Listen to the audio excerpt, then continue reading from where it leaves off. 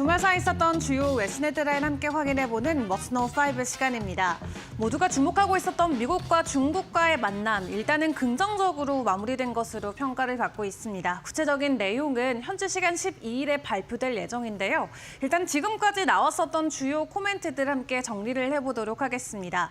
스위스 제네바에서 미국과 중국의 정상들이 함께 만남을 이어갔죠. 미국 쪽에서는 스콧 베센트 미 재무장관이, 그리고 중국에서는 허리펑 중국 국무원 부총리가 각각 수석 대표로 참여를 해서 고위급 회담을 진행했는데요.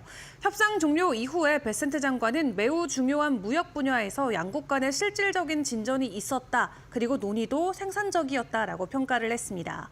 그리고 함께 참여했었던 미국 무역대표부의 제이미슨 그리어 대표 같은 경우 역시 협상은 매우 건설적이었고 예상보다 입장 차이가 크지 않았다라고 설명을 했는데요.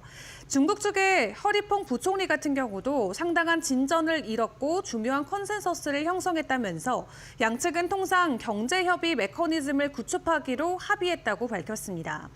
또 이번 회담은 고조된 미중 갈등 국면에서 양국이 공식적인 대화의 문을 연 첫 번째 사례로 후속 협상 체계를 정립했다는 점에서 시장의 주목을 받고 있는데요. 특히 통상 정책이나 공급망, 또 투자 장벽과 광범위한 의제가 논의된 것으로 알려졌고 협상의 틀 자체를 복원한 점이 핵심 성과로 평가되고 있습니다. 그런 가운데 트럼프 대통령은 미중 협상을 앞두고 대중 관세는 80%가 적절해 보인다라는 언급을 본인의 SNS를 통해서 하기도 했습니다. 또 이 글에 앞서서는 중국은 미국의 시장을 개방해야 한다. 이는 중국에도 큰 이익이 될 것이라면서 폐쇄된 시장은 더 이상 효과가 없다라고 주장하기도 했는데요. 또 협상 이후에는 중국과 미국 모두의 이익을 위해서 중국이 미국 기업의 문을 여는 모습을 보고 싶다라고 언급하기도 했습니다. 일각에서는 관세가 단지 수단일 뿐이고 트럼프 대통령이 결국 원하는 것은 시장 개방일지도 모른다라고 이야기를 했는데 앞서 영국과의 협상을 통해서도 시장 개방에 대한 중요성을 강조하기도 했었죠. 일단 구체적인 관세와 관련된 부분 현지 시간 12일 오늘 밤에 나올 예정입니다. 내일 아침에 저희와 함께 점검을 해보시고요. 관세율과 관련해서는 또 상무장관이 간밤 추가적인 인터뷰를 통해서 구체적인 내용을 전해왔습니다. 일단은 확실하게 10%에 대한 기본 관세는 유지하겠다라는 강경한 기조가 지난주 금요일부터 계속해서 이어지고 있는 상황입니다. 이 하워드 러트닉 장관 같은 경우도 동일한 내용을 공개를 했는데요. 이 기본 관세가 10% 아래로 내려가지는 않을 것이다라고 이야기하면서 그건 우리가 갈 수 없는 지점이라고 설명을 했습니다. 다만 국가별로 상대국의 특정 문제를 해결할 것이라면서 철강이나 알루미늄, 항공기 부품의 경우는 관세 없이 수입될 수 있다라고 덧붙이기도 했고요.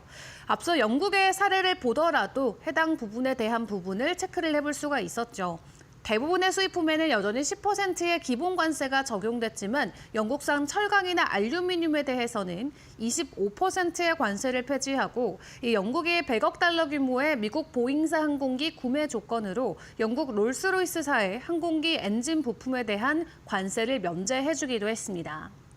이를 고려하면 무역 협상이 진행되더라도 교역국에 부과하는 최소 10%의 기본 관세는 유지되고 협상에 따라 일부 품목별 관세는 면제될 가능성이 있는 것으로 풀이를 해볼 수가 있겠는데요. 일단 하워드 장관의 발언은 트럼프 대통령이 백악관에서 10% 관세율은 앞으로의 무역협정 협상의 기준선이 될 것이다 라고 나온 뒤 바로 나왔습니다.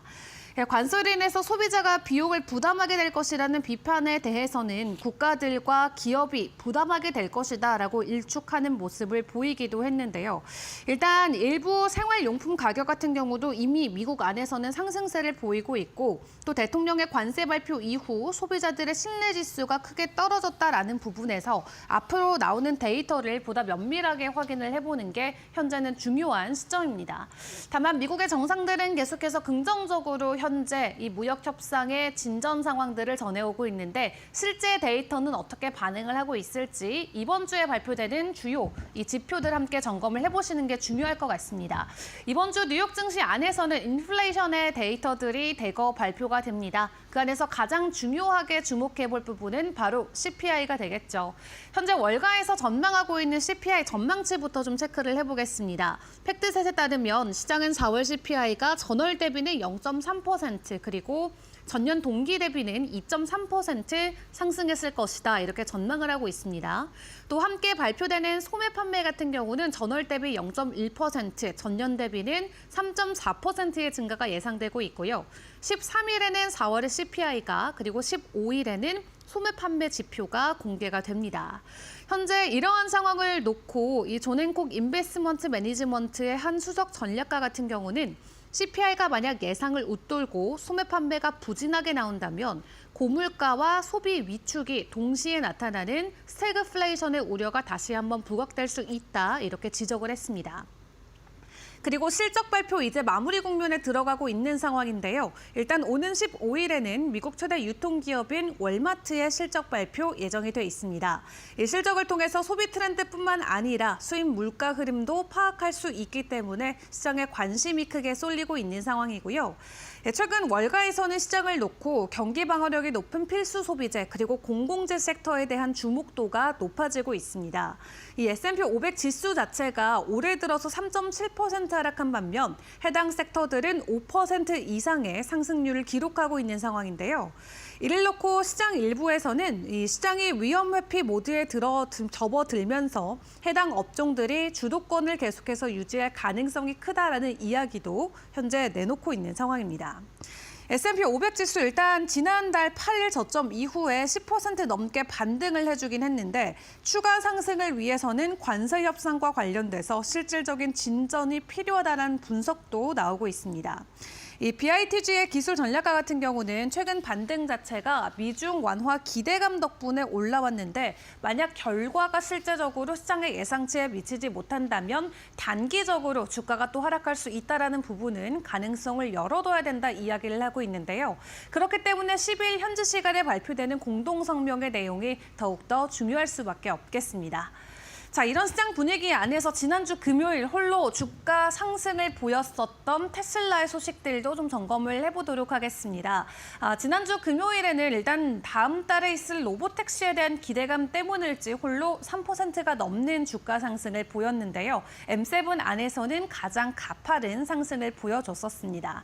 일단 테슬라의 주가는 계속해서 주가 상승을 보이면서 어느덧 $300 선 부근까지 올라온 상황인데 이 웨드부시 증권 애널리스트인 댄 아이브스 같은 경우는 관세 협상이나 무역 환경 개선에 대한 기대감이 테슬라 주가의 상승 모멘텀을 강화하고 있다 이렇게 분석을 했습니다.